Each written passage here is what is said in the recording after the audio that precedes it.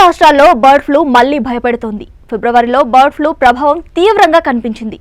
పలు ప్రాంతాల్లో వేలాది కోళ్లు మృతి చెందాయి. కాగా ఇప్పుడు మళ్లీ బర్డ్ ఫ్లూ ఆందోళన రేకెత్తిస్తోంది. మొన్న ఏపీలో 2 ఏళ్ల చిన్నారి బర్డ్ ఫ్లూతో మరణించడం కలకలం రేపింది.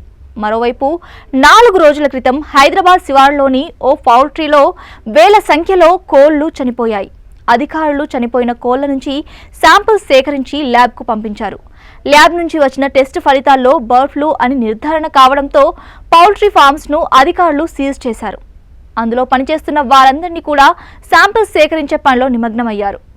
బర్డ్ ఫ్లూ నిర్ధారణ కావడంతో కోళ్లతో పాటు కోడిగుడ్లను కూడా ఎవరికీ అమ్మొద్దని పౌల్ట్రీ యజమానులకు అధికారులు ఆదేశాలు జారీ చేశారు. హైదరాబాద్లోని అధిక శాతం చికెన్ దుకాణాలకు కోళ్లు, కోడిగుడ్లు నగర శివారాల్లోని ఉమ్మడి నల్గొండ జిల్లాలోని పౌల్ట్రీ ఫామ్ల నుంచి సరఫరా అవుతూ ఉంటాయి.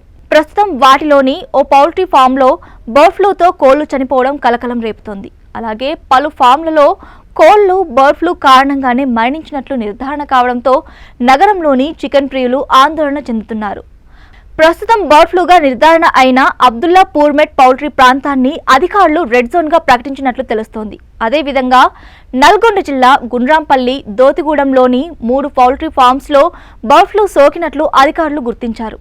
ఆయా ఫామ్స్లో ఉన్న కోళ్లను అధికారులు జాగ్రత్తగా పూడ్చిపెట్టారు. ఈ ప్రాంతంలో 5 కిలోమీటర్ల వరకు రెడ్ జోన్గా ప్రకటించారు. ఇదిలా ఉంటే బాగా ఉడికించిన చికెన్, కోడిగుడ్లు తినడం వల్ల వ్యాధి సోకే అవకాశాలు ఏమాత్రం లేవని వైద్య నిపుణులు ఇప్పటికే స్పష్టం చేశారు. సాధారణంగా ఈ వైరస్లు మనుషుల్లోకి ప్రవేశించవు, కానీ కొన్నిసార్లు జలుబు నుంచి తీవ్రమైన శ్వాసకోశ సమస్యలు కలిగిస్తాయి. ప్రాణాలు కోల్పోవడము సంభవమే. కోళ్లు, ఇతర పౌల్ట్రీ పక్షుల వ్యర్థాలను ముట్టుకోవడం ద్వారా వ్యాధి మనుషులకు వ్యాపించే అవకాశాలు ఉన్నాయి. ఒకవేళ ఈ వ్యాధి గనక వస్తే జలుబు, జ్వరం, దగ్గు, గొంతు నొప్పి, ఊపిరి తీసుకోవడంలో ఇబ్బందితో పాటు కడుపు నొప్పి, వాంతులు, అతిసారం వంటి లక్షణాలు కనిపిస్తాయి. బర్డ్ ఫ్లూ వైరస్ సోకకుండా ఉండాలంటే బాగా ఉడికించిన తర్వాత మాత్రమే చికెన్, అలాగే గుడ్లు వంటివి తినాలి. ఉడికించని మాంసాన్ని, ఇతర ఆహార పదార్థాలకు దూరంగా ఉంచడం మేలు. పౌల్ట్రీ రంగంలో పనిచేసేవారు వ్యక్తిగత శుభ్రత ఖచ్చితంగా పాటించాలి.